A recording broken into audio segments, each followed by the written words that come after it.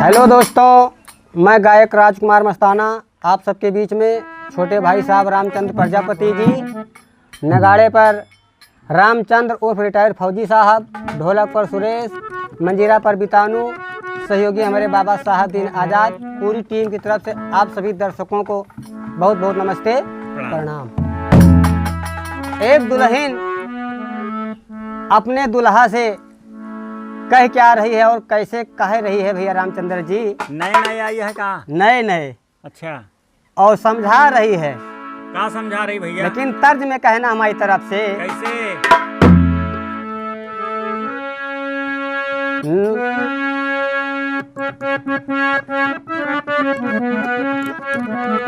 नजर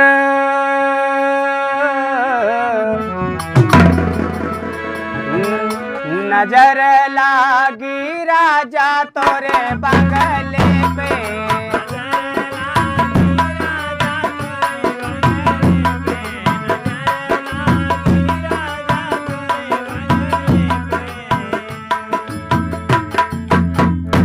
नजर लागी राजा तोरे बंगले पे।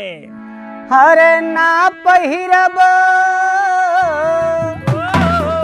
दुल्हन कह रही कि हे राजा मैं नहीं पहनूंगी। का न पहिरा भैया? जब तक आप नहीं आएंगे और मैं पहनूंगी नहीं इसको। कैसे? जो औरतें और दुल्हनियां पहनती हैं पायजेब। पायजेब? हाँ भैया, उसी पहिरा की तो स्याही है, छम छम चला थे। ये एकदम वैसे बाज आता, छम छम छम। ना पहिरब राजा, ना पहिरब राजा, झनकारदार झनकारदार पायजेब ना पहिरब राजा।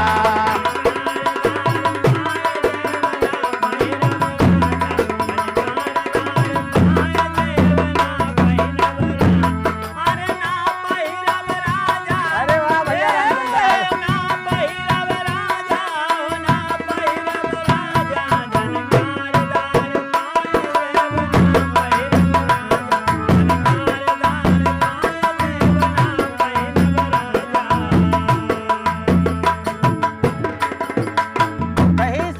हे राजा जी मैं झनकारदार पायजेब ना पहिराब। और पहनने का कारण है उसमें, का कारण है इसीलिए भैया? मैं नहीं पहनूंगी। का?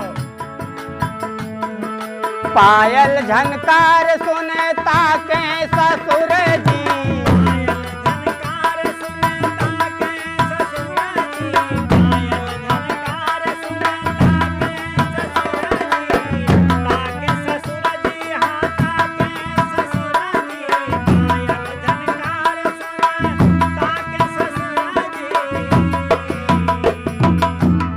दुल्हनिया कहिस हाँ, कि पायल झनकार सुन ताके ससुर जी। ससुर जी। हम बार बार ऐसे हम बार बार घूंघटा ना करबै राजा। हम बार बार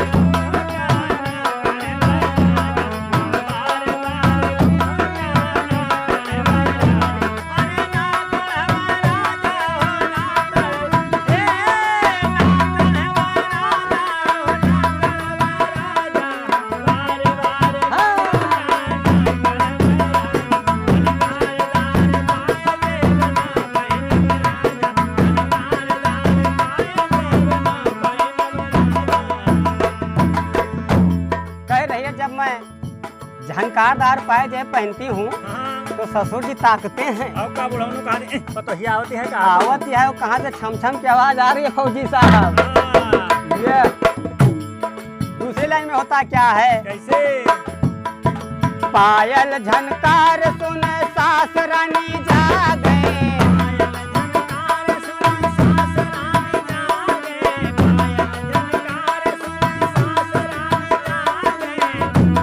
बहुत अच्छे भैया रामचंद्र।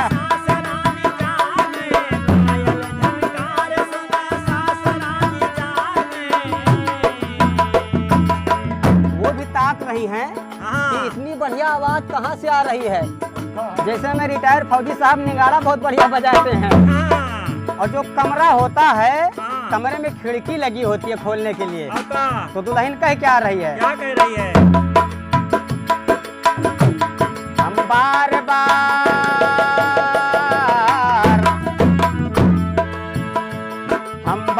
बार खिड़की ना खोलबै राजा, हम बार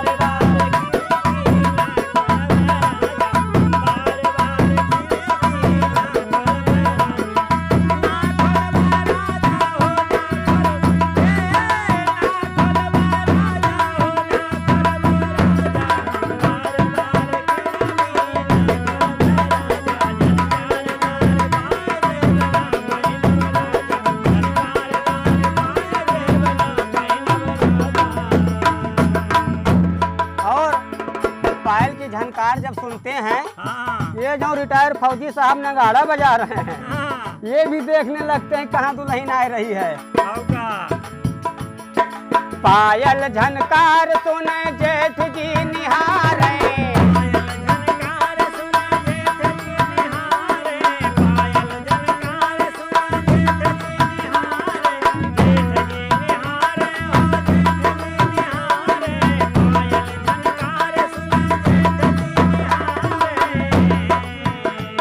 दुल्हन उनको वैसे घूंघट कर रही है ओहो, और कह क्या रही है? क्या कह रही है?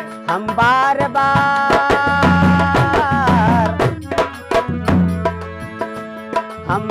बार घूंघटा ना करबै राजा, हम बार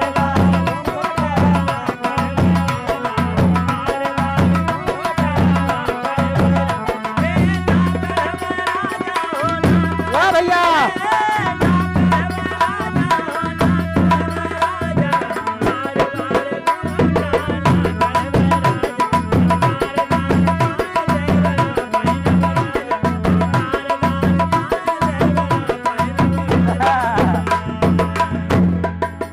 और फिर होता क्या है, कौन देखते हैं हमारे जो हारमोनियम बजा रहे हैं रामचंद्र प्रजापति देवर हैं, ये भी देखते हैं ऐसे कैसे भैया? कि कौन दुल्हन आ रही है।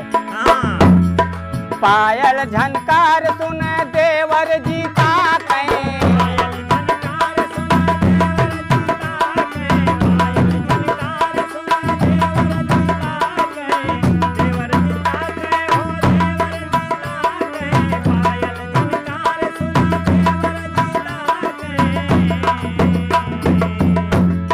बड़ा मन चला है ये देवर रामचंद्र भैया।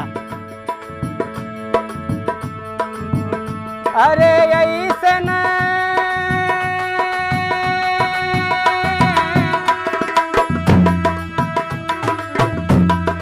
ऐसन ऐसे मन चला, ऐसन मन चलवा से दूर रहब राजा, झनकार दार पायल ना पहिरब राजा।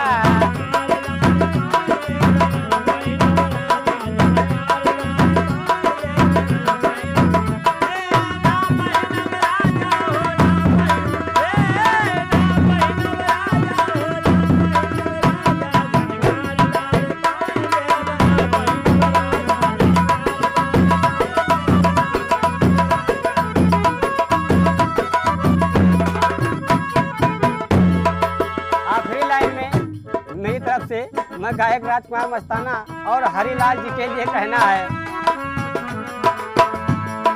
पायल झनकार सुन मस्ताना जी गावे,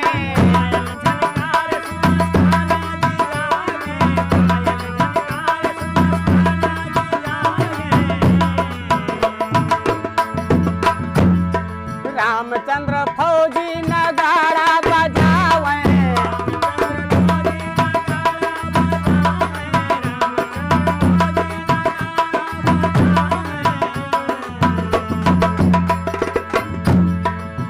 हरिलाल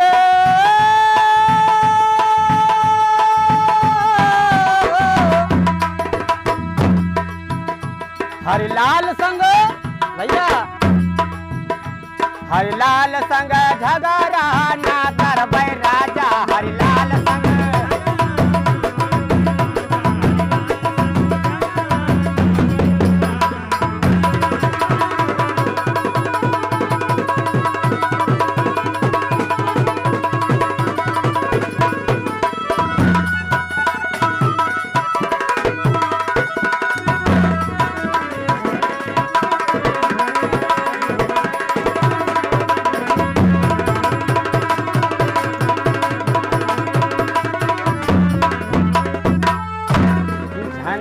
धारदार पायल ना पहिरव राजा। साथियों, मेरा ये लहरेदार भोजपुरी गीत आप सबको अच्छा लगा हो तो हमारे नगाड़ा मास्टर फौजी साहब के लिए लाइक जरूर करना। अगली वीडियो में मिलते हैं। जय हिंद, जय भारत, वंदे मातरम।